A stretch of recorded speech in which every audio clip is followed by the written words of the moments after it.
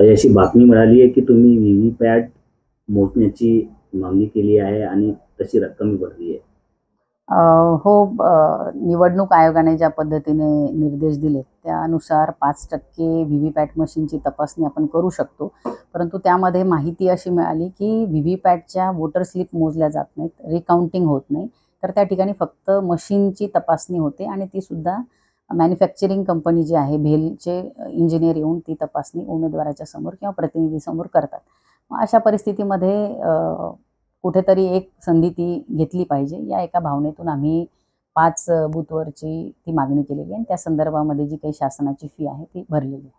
व्हीव्हीपॅटची मोजणी होणार नाही, फक्त मशीनची चेकिंग होणार? हो, जी माहिती मिळाली म्हणजे आमच्यापर्यंत जी माहिती देण्यात आली आहे, त्यानुसार वोटर स्लिपची मोजणी होत नाही, तर फक्त मशीन ही व्यवस्थित चालू आहे की नाही या संदर्भामध्ये त्या ठिकाणी इंजिनिअर येऊन तपासणी करतात आणि एक मॉक पोल त्याच्यामध्ये घेतला जातो आणि त्या मॉक पोलनुसार ते सिद्ध करतात की मशीन व्यवस्थित आहे की नाही. त्यामुळे फार म्हणजे आमची तर सातत्याने मागणी ही राहिलेली आहे सगळ्यांचीच, की वोटर स्लिपची सगळ्याच वोटर स्लिपची मोजणी ही झाली पाहिजे आणि रिकाउंटिंग झाली पाहिजे.